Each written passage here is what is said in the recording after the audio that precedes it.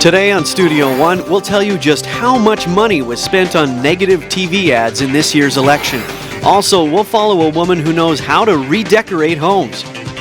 And football players' sizes have increased, but how big is too big? From the University of North Dakota, this is Studio One, celebrating 25 years. Hi everyone and welcome to Studio One. I'm Monty Cashel. And I'm Katie Fletcher. Well, we have a lot of great stories lined up for you and guests. One of our guests is an epigeneticist. Yes, she studies genes that have been inherited. Yeah, and that's the interesting part of all of this is, you've heard you are what you eat. Well, you are what maybe your grandparents were eating. So it's this thought of having things pass through generations and then you're having to deal with things. Kind of out of your control, too. Exactly. So it's a really interesting topic. We'll be chatting with her later in the show. Also, parenting techniques have changed over the years. One age-old way to discipline is disappearing. We'll tell you how laws are changing the way we parent. And negative influences are everywhere. Later, we'll meet a man who looked at these influences and decided to find out why they exist. Before we get to all of that, here's today's news with Allie Strand. Thanks, Monty and Katie. Hurricane Sandy claimed many lives and left millions without power on the East Coast. In the days following the storm, people on the East Coast are struggling to cope with the tragedy. At least 76 people in the U.S. died during the storm. 67 lives were lost in the Caribbean and 2 in Canada. Sandy's death toll has reached 145. It is still unknown how many people remain missing. A little less than 5 million residents across the East Coast remain without power. Sandy came ashore late Monday in New Jersey and left thousands stranded. By Thursday, Sandy has made its way to Canada, where it began to wind down. Residents are trying to get things back to normal, and many have already returned to work. New Jersey Governor Chris Christie is a well-known Republican. He is said to be one of Mitt Romney's top campaign attack dogs. However, in response to Superstorm Sandy, Christie is working alongside President Obama to help his state rebuild. Together, the two men visited shelters and toured neighborhoods hit hardest by the storm. Christie praised Obama's quick reaction to the needs of the affected areas. The president initiated a 15-minute rule. Everyone that needed something would get a call back within 15 minutes. It might be because they're teething or just a pure curiosity. Some children have a habit of putting unsafe objects in their mouths. A report from the Center for Disease Control and Prevention shows the ingestion of batteries is an increasing health issue for children. Besides choking, other injuries caused by swallowing batteries include poisoning and acid burns. The battery acid will eat through to the esophagus and into the stomach lining. There have been children who have died of this or needed multiple surgeries to correct the damage from the battery acid that eats through the stomach. Hansen says the most hazardous batteries are the coin-sized ones. They can be found in remote controls, music birthday cards, and car keys. The report recommends companies develop warnings and industry standards to prevent serious injuries or death. To be a Nobel Prize winner, you must be creative, educated, and be able to eat a lot of sweet treats. A new study ties chocolate consumption to the number of Nobel Prize winners a country has. The study, which appears in the New England Journal of Medicine, suggests candy boosts brain power. Besides chocolate, there is also evidence that flavonols in green tea and red wine help slow down age-related mental decline. The researchers used data from chocolate company sales in 23 countries. Switzerland led in Nobel Prize and chocolate consumption. Many of us have heard the old saying, spare the rod, spoil the child. But a new law could have some parents hanging up their rods for good. Parenting is one of those topics that just about everyone has an opinion on. People debate over diet, clothing, education, and some of these parenting choices differ between generations. But one thing is for sure, how we discipline our children will continue to be a sore subject. Years ago, many years ago, there was parents didn't think twice about it. If a child did something wrong, it was a little swat on the butt, or they would, be spanked. Many parents who support spanking say it's a last resort form of discipline. They say it's intended to get the child's attention and associate their bad behavior with a negative consequence. However, critics argue that spanking teaches children that violence is an acceptable way to solve conflict. Research shows that if a child is spanked, a child under 5 is spanked more than 2 times a week, that it actually can have some mental health issue damage in the long run. And that we also see more aggressive behavior. Recently, Delaware passed a law banning parents from using corporal punishment, such as spanking, to discipline their kids. But studies show a ban on spanking could be a gateway to worse. The Akron Law Review found that children raised in a place where a legal ban on parental corporal punishment is in effect are much more likely to be involved in crime later in life. But despite the conflicting views, one truth does stand out. What is punishment and what is discipline? There's no definition, or it's a very gray area, and there's not like parenting 101. Whether it's with a firm hand or a gentle one, the decision of how to parent a child is one of the most crucial decisions one can make. A recent study by the University of Texas in Austin found that roughly 80% of parents in the U.S. still use corporal punishment to discipline their children. And that's the news for now. Monty and Katie. Thanks, Allie. Boy, you could make $1 million or more if you could write that perfect parenting handbook. Right, yep. Well, it's time now for the weather news with Stephanie Waldref, and we'll hear about that storm that's been hitting the East Coast. Thanks, Katie and Monty. Sandy did start to hit the East Coast earlier this week, and it's caused a lot of damage. Officials are saying that it could cause up to $20 billion in property damage and then $30 billion lost in businesses alone, especially in the yellow highlighted area.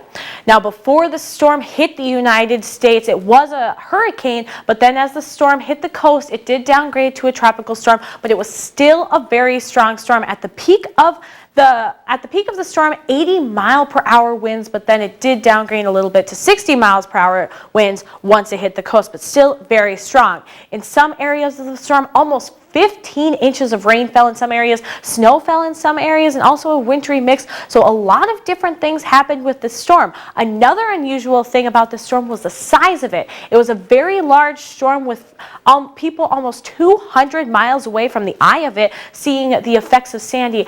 This includes places like Michigan Lake and Chicago, which we will be talking about later on in the show. Now, the storm affected a lot of the eastern United States in a lot of different ways. In West Virginia, they had blizzard-like conditions because when Sandy hit the cold front that was moving through the area, it caused for over 2 feet of snow to fall, and that caused for interstates to close across the area. Now, in New Jersey, that was the first place that the storm actually made landfall, and because of that, a lot of Atlantic City Boardwalk was destroyed, and Seaside Heights was also flooded, so a lot of damage there, and a lot of damage in New York City as well. Much of Manhattan was underwater, and that had included the subway system, leaving a lot of people and travel to take a very long time. Now, for the rest of the United States for this week, temperatures are going to be much warmer across a lot of the United States, especially in parts of Arizona and also New Mexico. A little cooler, though, down in the southeast as temperatures are going to be cooler. And then as far as precipitation goes, we are going to see wetter than average conditions along the eastern seaboard and then also into parts of the northern plains. Drier, though, from California and then stretching all the way into parts of Tennessee. Now, that brings us to our weather question of the day. How many adults in the United States are affected by arthritis? And our answers range from 1 in 10 to 1 in 3 adults in the United States. And later on in the show, we are going to have a story about how the weather correlates with people's joint pain. All right, thank you, Stephanie. Yeah, that is something that I know a lot of people talk about is as the weather changes, their joint pain, acts up. It seems to get worse and worse as you get older, yeah, too. Right. Okay, well, let's turn now to some sports highlights. We have basketball with Brian Gendro. Thanks, Monty and Katie. Increased awareness, rule changes, and equipment improvements have all been made in an effort to decrease concussions in sports. According to a study by the NCAA, these efforts are working in college athletics. The study states that concussions suffered by college athletes were 26% lower last year than 7 years ago.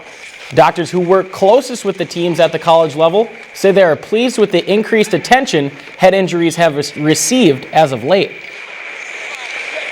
I think the rules have mainly been there all along, but maybe not quite enforced or emphasized quite as much as what they are lately, and maybe that's why there's a better result, I guess, if you want to call it a better result, the amount of them going down anyway. In 2010, college sports governing body required that all injured athletes be cleared by medical personnel before returning to competition. It's now time for the Studio One Sports Trivia question. Who was the most recent player to win the World Series MVP award multiple times? Your choices are Derek Jeter, Manny Ramirez, the big unit Randy Johnson, and Reggie Jackson. The answer to that question will be coming up later in the show. That's the sports for now. Monty and Katie? Thanks, Brian. A blacksmith looks to defend himself and his fellow villagers when they are attacked by a band of warriors.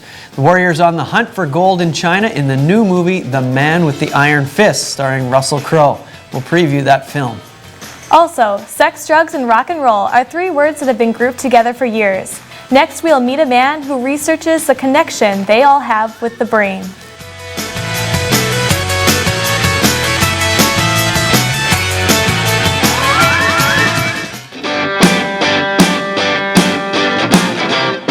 Life is busy, but many professionals are finding ways to advance their career with a Master's in Business Administration at the University of North Dakota. Students attend UND online and on campus. The program is nationally recognized and emphasizes one-on-one with faculty. Find the title you deserve. Enroll today.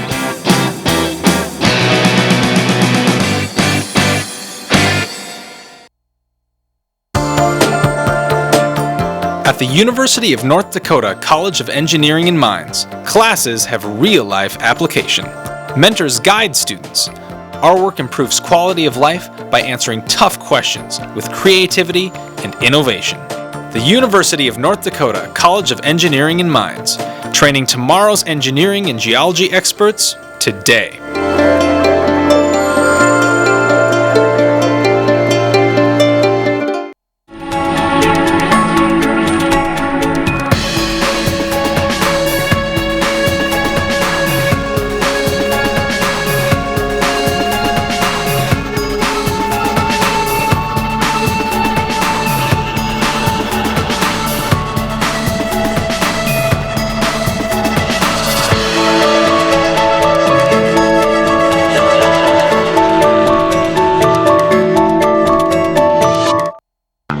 What does cancer look like? What about diabetes, heart disease?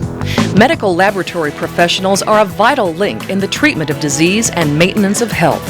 They investigate clues found in the body that will direct patient care.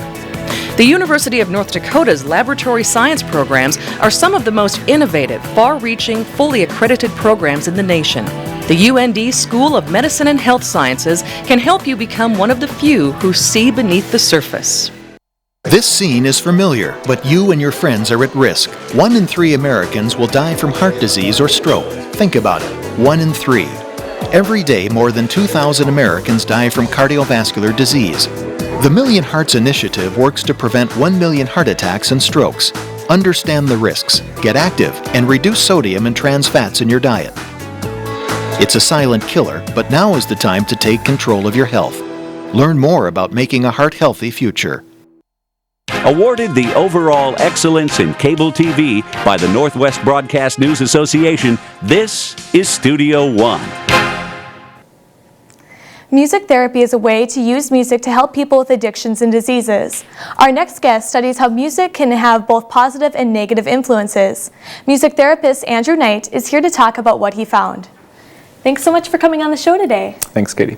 Now, you're a music therapist by trade, and you have also started studying music and how it affects drinking and drug use. Why do you have an interest in these areas? Well, a lot of what music therapy is really trying to use music to help somebody, and it could be people with a variety of special needs. One of the particular interests with addiction started with understanding a little bit more about addictions when I had a family member, an uncle that passed away from alcoholism when I was younger.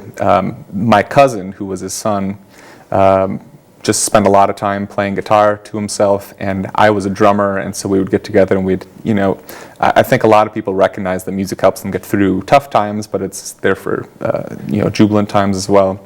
And in general, I think we all understand that we all have a personal connection to music. So for addictions specifically, there's a lot of different ways that music can help people through things.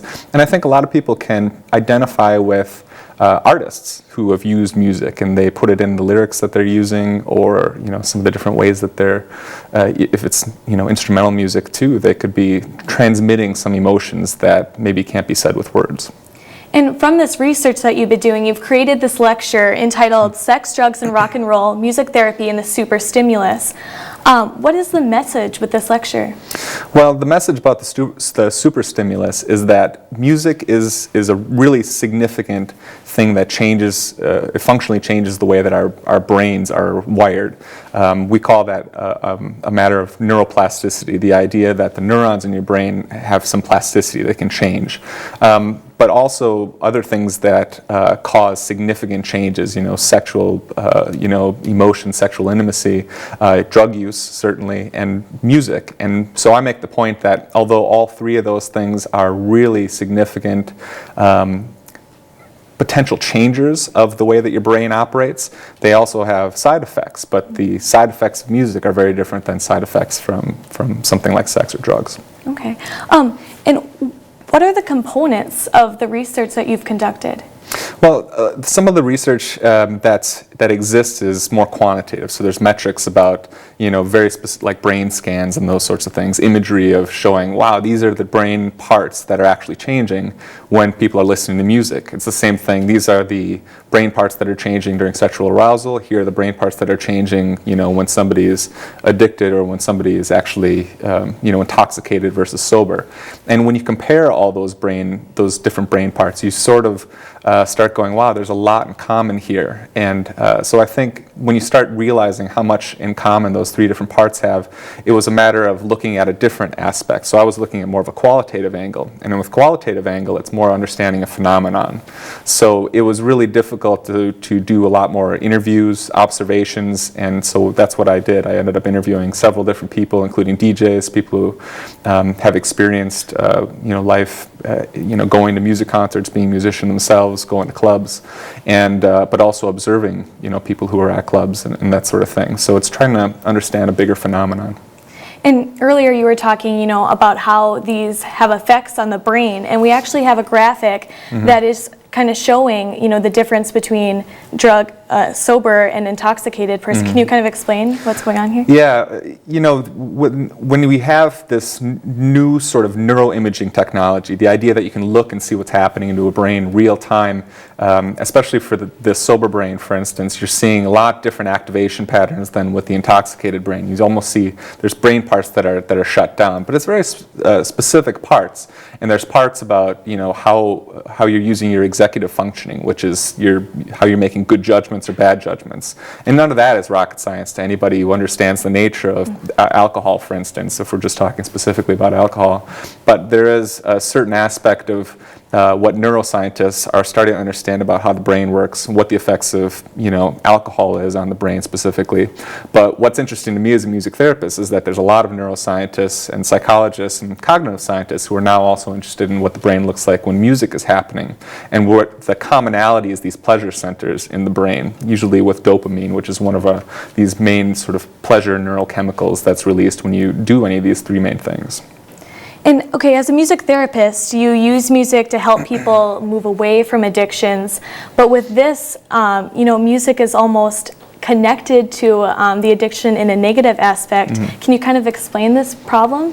Yeah, that's how research really starts, right? There's some main problem that you can't get a good hold of. And so the main problem here was, well, if people are attached to music that they're listening to at a club, it's extremely loud. Usually the lyrics are encouraging more of explicit sexual behavior, or explicit drug use or alcohol use or something. And so if I'm going to use music as a way to help somebody have sort of a catharsis or express themselves emotionally, then I need to reconsider how I was using music. And I didn't really know how to do that considering recorded music specifically. With live music and music therapy, we might do something like improvisation or songwriting or something, but with recorded music, it's a very different ballgame because they have associations. They've listened to this kind of music, and this is the stuff that they're pairing with those very intense experiences. That goes back to that super stimulus part. Well, thank you, Andrew, so much for sharing your research with us on You're the welcome. show. Coming up, the size of football players is increasing. We'll tell you about the fine line between getting bigger but not better. Also, deciding what should go where in a house can be hard. We'll spend the day in the life of a woman who makes the process a little easier.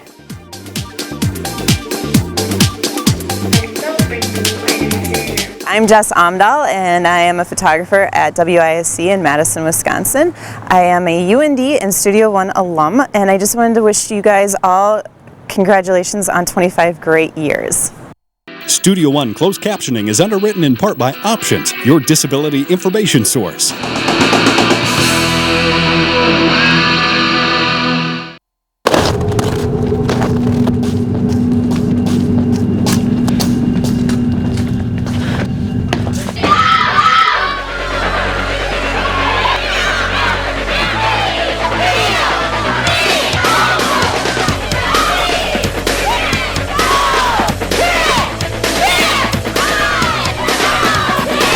It's not the size of the woman in the fight. It's the size of the fight in the woman. My doctor tells me to play outside every day. I see a physician assistant in my rural clinic. I'm glad that she's here. But healthcare is changing. Rural North Dakota communities face workforce shortages, particularly in primary care. The University of North Dakota School of Medicine and Health Sciences addresses the state's healthcare needs by educating the next generation of healthcare professionals. We advocate for improved health in rural communities. Your future depends on this moment.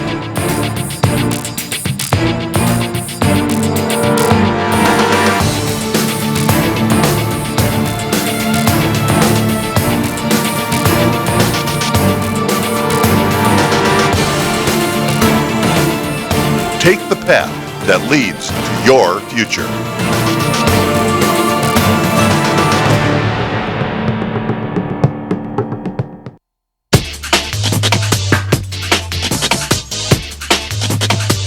The University of North Dakota is a place where students thrive, where personal connections matter, where classmates become friends, where leading scholars become mentors.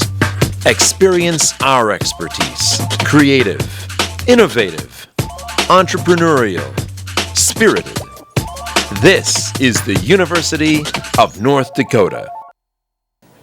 Kung Fu movies have been around for decades. The new action movie, The Man with the Iron Fists, is adding a modern twist to a classic genre. A village in 19th century China is invaded by warriors, assassins, and a British soldier. The men are on a hunt for a fabled treasure. A local blacksmith is forced to defend himself and his fellow villagers. Wu-Tang Clan founder RZA is the writer, director, and star of the film. I would imagine martial art films in my head as I walked, and I got a ton of them, actually, you know what I mean? And so The Man with the Iron Fist is one of them, you know, or accumulation of some ideas meshed together. The action-packed stunts were choreographed by a martial artist. The producers wanted each character to have their own unique fighting style. The Man with the Iron Fists is rated R and opens in theaters everywhere November 2nd. Now it's time to look at the events happening in your area.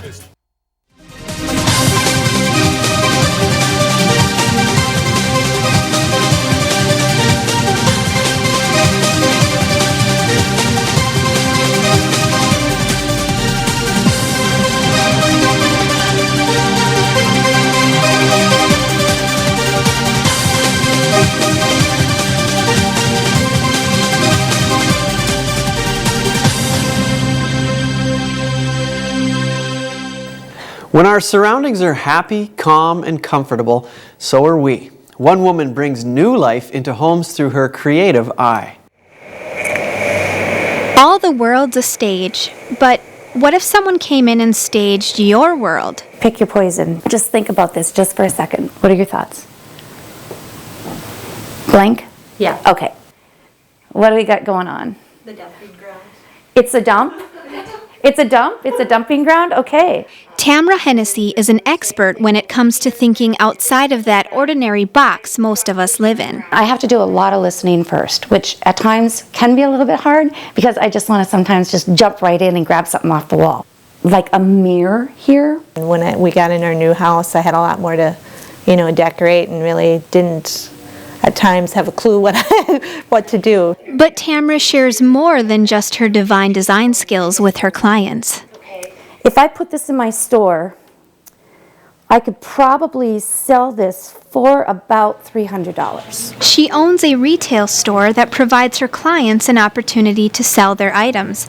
And more times than not, the sales of these items she consigns covers the cost of her staging services. From taking items out of the home to bringing new items in, fresh ideas, painting, moving things around, and decorating, it all leads up to one big final transformation. Deb talked about, they've met a few different times, and Deb said, well, Tamara said a couple hours she could do wonders in your house. Wonders that will remind this couple that Tamra's touch made their home tasteful and tranquil. It just makes it so much more worth coming home to.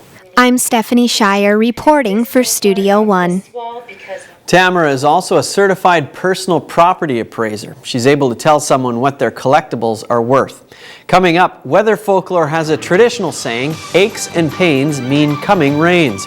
But is it true? We'll look at how the forecast could influence old injuries and arthritis. That story plus news, sports, and weather in the next half hour of Studio One.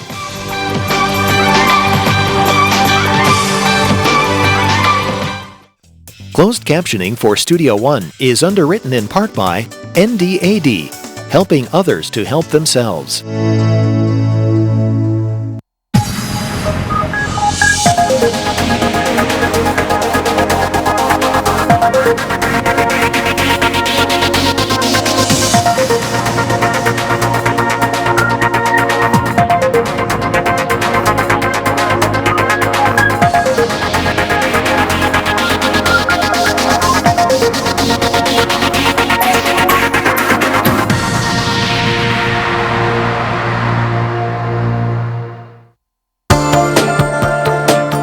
At the University of North Dakota College of Engineering and Mines, classes have real-life application. Mentors guide students. Our work improves quality of life by answering tough questions with creativity and innovation. The University of North Dakota College of Engineering and Mines, training tomorrow's engineering and geology experts today.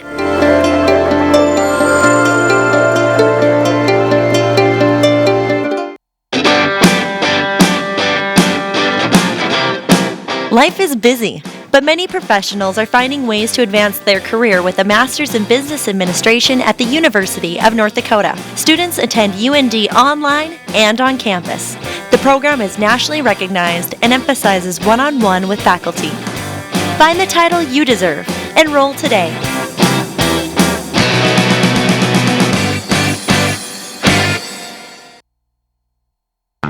What does cancer look like? What about diabetes, heart disease? Medical laboratory professionals are a vital link in the treatment of disease and maintenance of health. They investigate clues found in the body that will direct patient care. The University of North Dakota's laboratory science programs are some of the most innovative, far-reaching, fully accredited programs in the nation. The UND School of Medicine and Health Sciences can help you become one of the few who see beneath the surface. From the University of North Dakota, celebrating 25 years, this is Studio One. Welcome back to Studio One. Thanks for joining us today. Well, most people dread that day if they find out, they have to work on a holiday. Oh, yeah. Whether it's Christmas or Thanksgiving, that's the time that they feel like they need to be with the family. Yeah, be at home, kick back, relax. And there's actually a study out there that says Americans are dead last when it comes to paid holidays. Compared to all other countries. Yes, exactly. Mm-hmm. And so we thought this would be interesting, to go get your thoughts and if you think Americans deserve more paid holidays. Yeah, and we have some interesting answers. Also coming up in the next 30 minutes on Studio One, something both Republicans and Democrats will be excited for on Election Day is the end of negative TV ads. We'll tell you the surprising effect they have on voters. Also, there is a pivotal moment in a woman's life where they require the perfect dress. We'll meet a woman who makes sure they find what they're searching for. And what you eat and drink can affect a lot. Later, we will meet a woman who studies how what we put in our body can be life-threatening. But first, here's today's news with Allie Strand. Thanks, Monty and Katie. New York City commuters are battling past the aftermath of Hurricane Sandy. Flooded subway tunnels and bumper-to-bumper traffic are just two of the obstacles they're facing. With no subway or commuter rail into Manhattan, patience is wearing thin for residents who must rely on alternative transportation. People are biking through clogged streets, walking across the Brooklyn Bridge, and packing into city buses. The high demand for a bus seat is leaving many commuters' politeness at the door. To address the traffic gridlock on New York City streets, Mayor Bloomberg has ordered new driving restrictions. Now only high occupancy vehicles are allowed in Manhattan. Officials say partial subway service will resume on Thursday, reviving the lifeblood of the city's transportation network. Classes are still in session following a University of Southern California shooting on Wednesday night. 2 suspects were detained by campus security officers and taken into custody. The conflict arose when 2 men broke into an argument at a Halloween party hosted by a campus student organization. One of the men then pulled out a firearm, gunning his intended target and 3 bystanders. The incident comes 5 months after another USC shooting in April. Sitting is something that most people do every day, and it could actually be a health hazard. While getting out of a comfortable position is often a task in its own regard, experts say it'll be worth it in the long run. The University of Missouri has found that sitting for long periods shuts down the circulation of lipase, a fat-absorbing enzyme.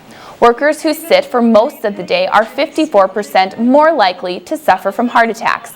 People who find themselves at a desk or on the couch for an extended amount of time are encouraged to integrate small exercise in their daily routine. You have to be determined that you're going to do it, because it's easy to forget to do it or to be too busy to do it.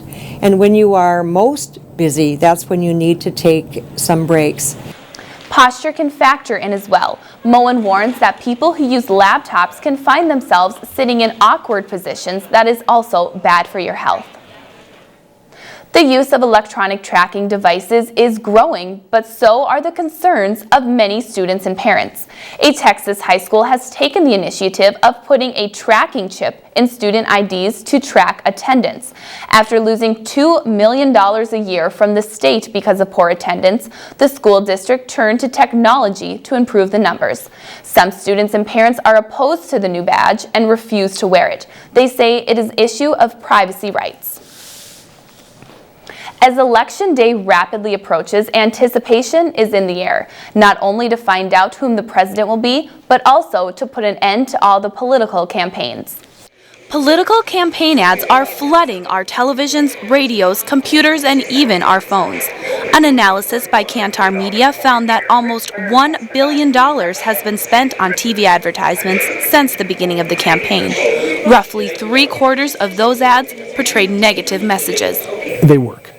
They work because people pay attention to them in a way they don't with positive information. And it's unfortunate but true.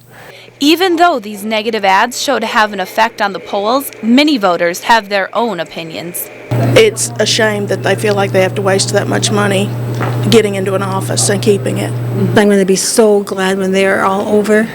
I think the negativity is just really downgraded our voting system. I thought there was too many of them. Yeah. And kind of detracted from what was really going on. I think they come on too early and they're on too much. It gets so you don't even watch them. Professor Jen Dreisick also says that negative campaigning can discourage people from voting altogether. And if you think you'd win with a lower voter turnout, you might want to discourage people from voting. You might just want them to say, they both stink, they're both terrible, why would I vote for either one? And sometimes that works. 82% of President Obama and Governor Romney's ads show negativity. The polls show that voters want the campaign season to come to an end. Kantar Media found there is approximately 800,000 truly undecided voters in the battleground states. Figuring $1 billion in ads, this means campaigns are spending $1,000 per persuadable voter. And that's the news for now. Monty and Katie. Thanks a lot, Allie. Well, that is for sure. There are a lot of those ads out there. On the radio, TV, It's everywhere. constant. All right, well, it's time now to go to the weather news with Stephanie Waldrop. We'll hear about how this storm on the East Coast is impacting areas across the nation. Thanks, Katie. Monty. Yes, Hurricane Sandy is actually, we are seeing the effects of it all the way into the Great Plains. Lake Michigan had a very large waves because of the 60-mile-per-hour winds that were caused by the remnants of Sandy. Because of this, the city was forced to close off lakefront access in some areas, but there are still picture takers flocking to the lakefront to see the spectacular waves, even though they are very dangerous. Because of these waves, the National Weather Service actually issued a flood warning for the lake in Chicago, and Navy Pier as well was closed down on Tuesday and throughout the week as well, including the rides and the attractions. Now, as the storm does move out, though, we are going to see conditions become a little better, but at the time, 20-foot waves were in Lake Michigan because of the 60-mile-per-hour winds, and the National Weather Service issued flood warnings throughout the lake. So it was a very, very strong storm that was actually impacting the rest of the United States. Now, when storms like this come through, people might start to blame their joint pains on these storms.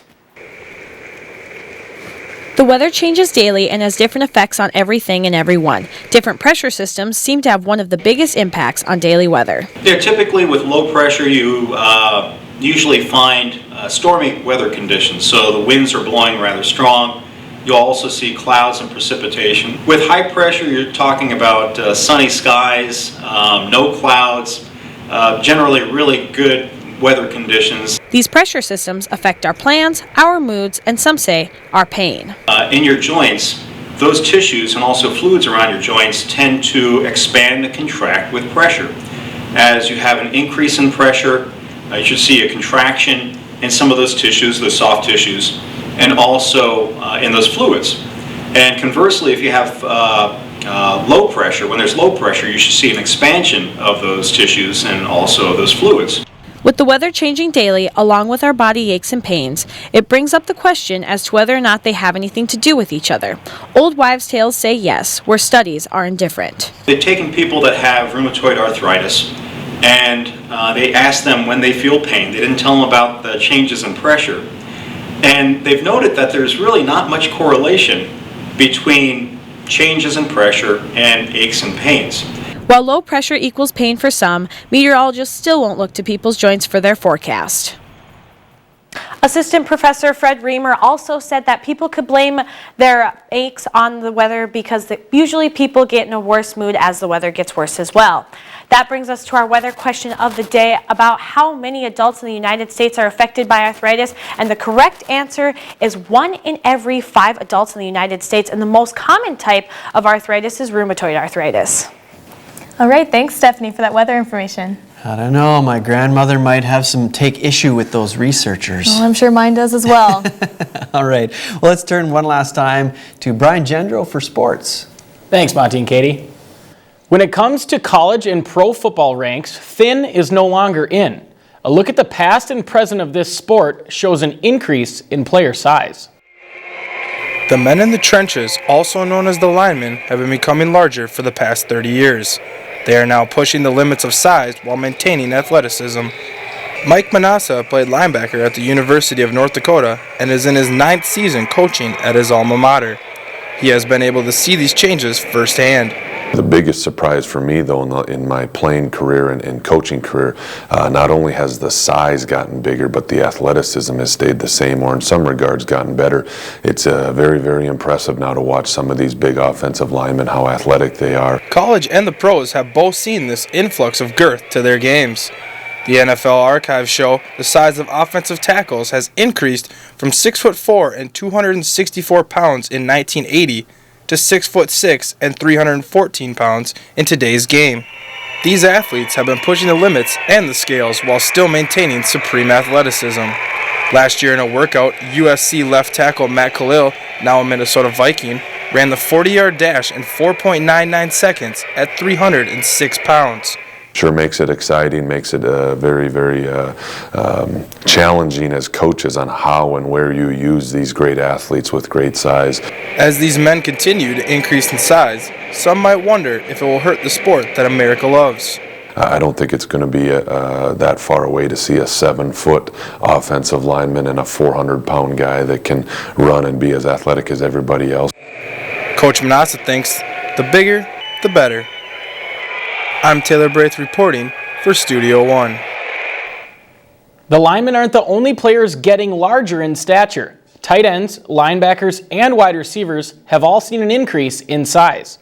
Now the answer to this week's Studio One Sports Trivia question: who was the most recent player to win the World Series MVP award multiple times? The answer is Mr. October, Reggie Jackson, and he accomplished that in 1973 and 1975. That's the sports. Monty and Katie? Thanks for that, Brian. A recent study shows the U.S. is dead last when it comes to mandatory paid holidays. Other countries in the bottom 5 include the Philippines, Thailand, China, and Canada. We wanted your thoughts on if you think Americans need more paid holidays, and your answers are still to come. Also, couture dresses are usually carried in exclusive stores. We'll meet a woman who runs a shop where she calls her dresses works of art.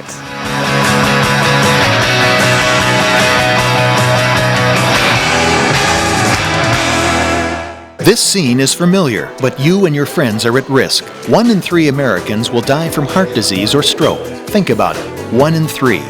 Every day, more than 2,000 Americans die from cardiovascular disease. The Million Hearts Initiative works to prevent 1 million heart attacks and strokes. Understand the risks, get active, and reduce sodium and trans fats in your diet. It's a silent killer, but now is the time to take control of your health. Learn more about making a heart-healthy future. At the University of North Dakota College of Engineering and Mines, classes have real-life application. Mentors guide students. Our work improves quality of life by answering tough questions with creativity and innovation. The University of North Dakota College of Engineering and Mines, training tomorrow's engineering and geology experts today.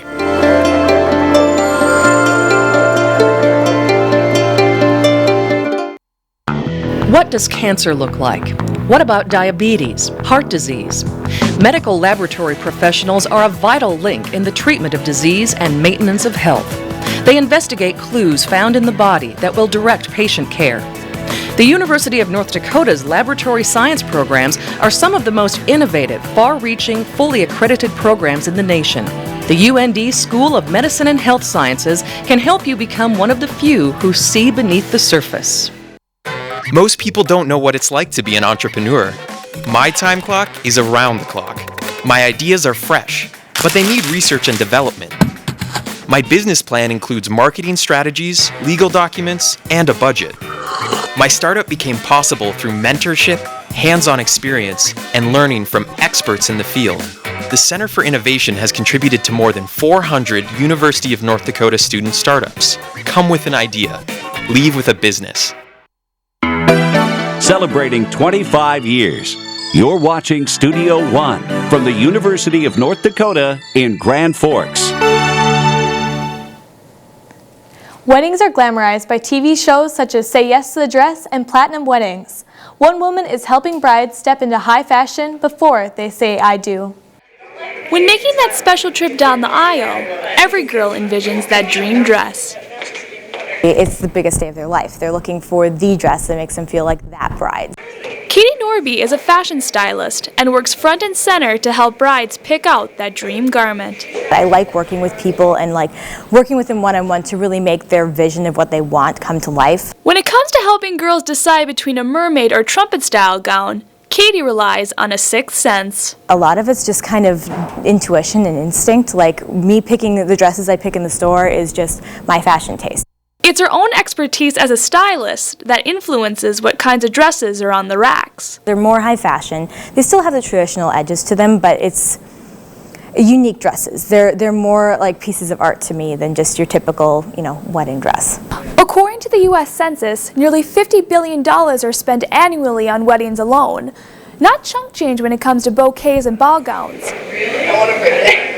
And there definitely is that consumer that wants the big day with everything from the full out flowers to the huge, couture dress. But beyond the commercialization, it's about helping every bride fulfill that childhood dream. It's sort of like playing dress up, at a much older age. With photographer Stephanie Thompson, I'm Ann Hook, reporting for Studio One. Katie says it's enjoyable for her to watch popular wedding shows. She also says she has not yet worked with any real-life bridezillas. Many view national holidays as much-needed breaks from work. Others see days off as a source for economic setback. The Mercer consulting firm ranks countries by the number of holidays each requires by law. Their recent study placed America dead last. We wanted your thoughts on whether Americans deserve more paid holidays. Yes, I believe we should have more holidays off. I believe that I'd like to see us have one Monday off a month and one Friday off a month. Well, I think we have a pretty good amount of them, and it's nice to get a paid holiday, but I think we have a sufficient amount.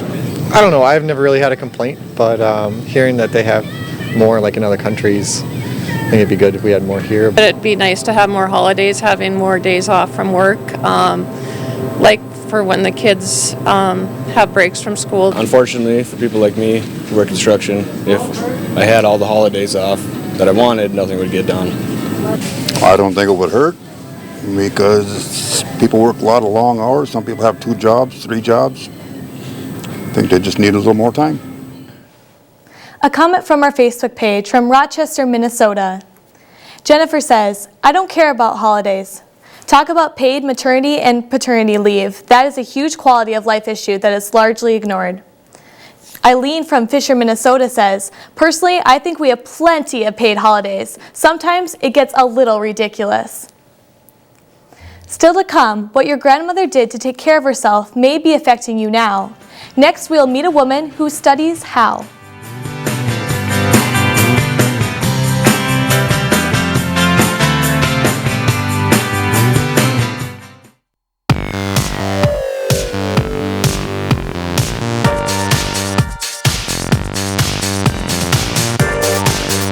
Studio One is a television show produced by students at the University of North Dakota. You can be a part of the graphics team, the marketing team, news team, programming team, production team. Training never ends. You get to produce guests, you get to do the reporting side of it. It's really worth the experience. You will not regret it.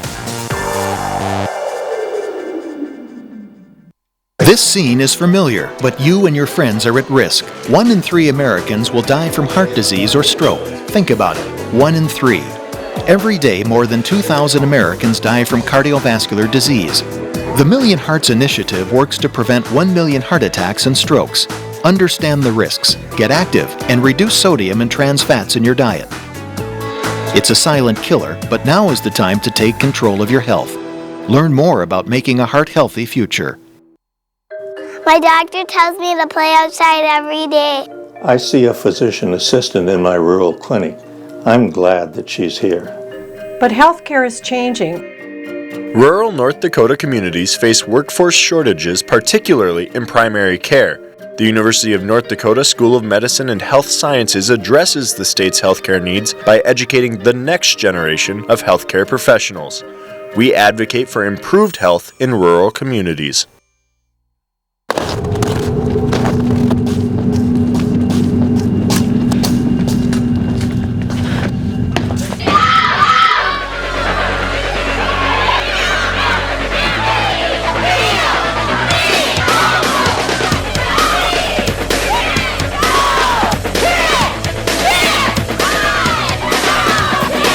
It's not the size of the woman in the fight. It's the size of the fight in the woman.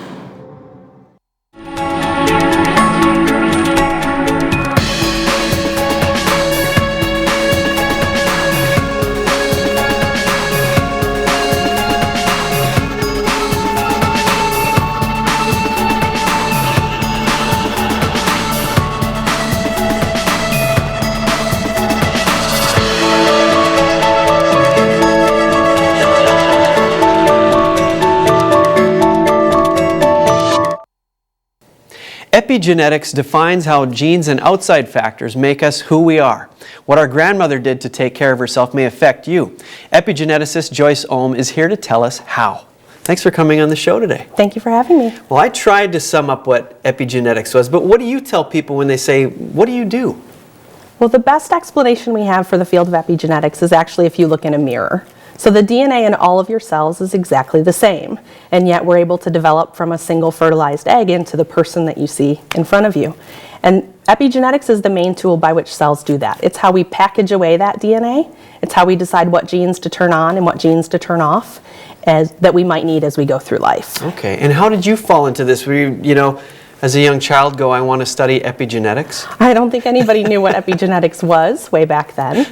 I'm a cancer biologist by training, and that's what I've worked on for the last 15 years or so, and actually stumbled into the field about a decade ago at a scientific meeting and sat down and thought, what's this epigenetics thing about? And ended up fascinated. I spent 2 whole days listening to some of the experts in the field explain it and headed off to do a postdoctoral fellowship with one of those experts. Well, what was the draw for you? What was the thing that got you excited about it? Well, there's so many diseases that we know have familial ties, but we can't explain them with just genetics.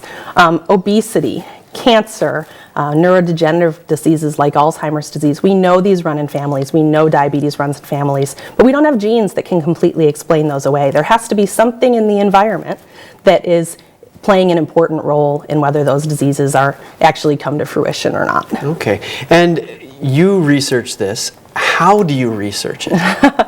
We use a lot of very standard molecular biology and biochemistry techniques. We do everything from next generation sequencing and actually sequencing hundreds and hundreds of thousands of base pairs of DNA. We have large-scale array methodologies where we can look at 500,000 different modifications at a time. That sounds difficult. Is it hard, like in terms of how research goes, is it hard to research this? Well, fortunately, the technologies have evolved along with the science behind it. And in fact, there's fascinating questions. People have been waiting for technologies to appear that we can actually study them. And we're really getting to that exciting point. The field of epigenetics has exploded in the last 5 to 7 years, and we'll see even more of that. Sure. Well, and you mentioned how diseases play a role with genetics, of course. But what about in this area specifically? Give us an example of how a disease is included in this. So I'll give you one of the classic ones, and it's based on a long-term study that was underway in Europe, where they studied, this goes back to that grandmother question, they studied women whether they were pregnant during times of feast or famine, and actually showed that their grandchildren had an altered risk for developing diabetes, depending on whether it was a time of plenty or a time of want. So women, when they were pregnant during times of famine, developed methodologies in their genes to actually store nutrition and really hold on to those calories. Well, we don't need those anymore. We can walk into a supermarket and buy anything we want now. But those mechanisms have evolved over time for us to really be able to hold on to that fat and hold on to that energy. And now you're seeing that in subsequent generations. So our genes, of course, they take a lot longer to change than a lifetime, I guess. They do. And epigenetic traits in particular can be passed down from cell to cell and from generation to generation. And so those lifestyle choices we make, things like smoking and drinking and exercise and diet, may actually play a role in future generations' health. And that's what you're finding then, that the way we're treating our bodies right now will affect? I think we're absolutely seeing those things in animal studies for sure, and some of the first human studies are coming along. We've got great researchers here at UND looking at a variety of different conditions, but one of those is looking at preeclampsia and the role that epigenetics plays during in utero development.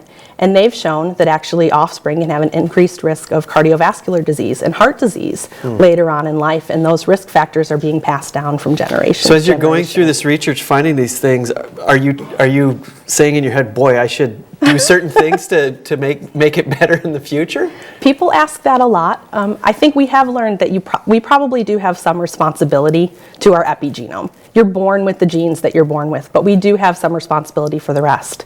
The flip side of that is most epigenetic changes are reversible. So when we have changes like these that are affecting disease state, these are things we can actually respond to. We have drugs and therapies in the clinic now, in particular in cancer, that can actually reverse some of these changes. Sure. So that's encouraging that this is something we actually have a little bit more control over than our genome. Well, one last question for you. What do you focus on in particular with your team here at the University of North Dakota? So I'm a cancer biologist by training, and what we're studying is environmental agents, things like pesticides, herbicides, endocrine disruptor chemicals that we find in the environment, and looking at changes in your epigenome during development. Well, it's a fascinating topic. Good luck on your research. Thank you so much. Thanks for coming today. You're watching Studio One from the University of North Dakota. We'll be back right after this.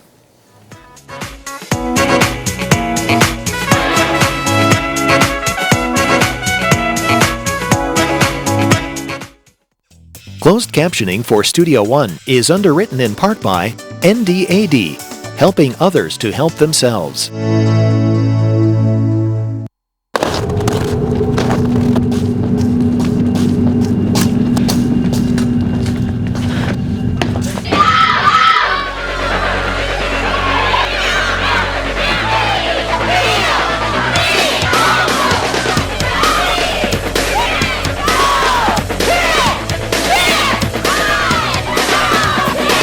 It's not the size of the woman in the fight. It's the size of the fight in the woman.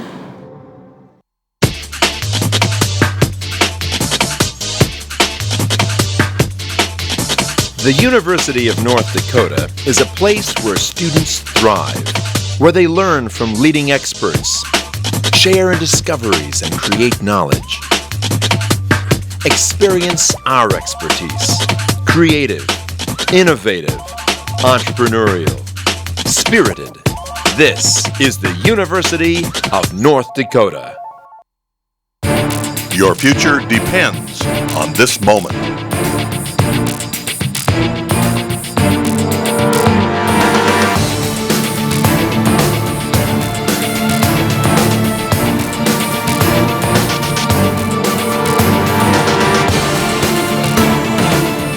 Take the path that leads to your future.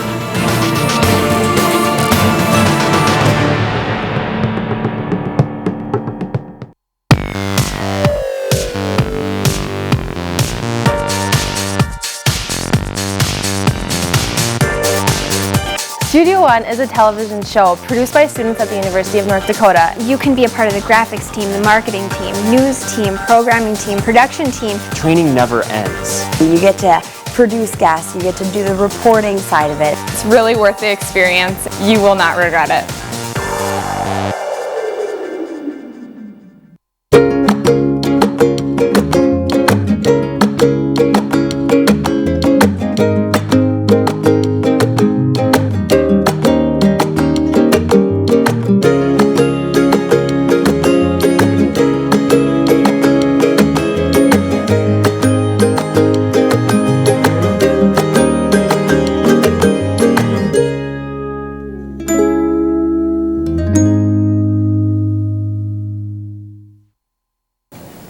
Tune in next week on Studio One. We'll meet a woman who decorates novelty cakes. Plus, we'll have other news and entertainment stories for you.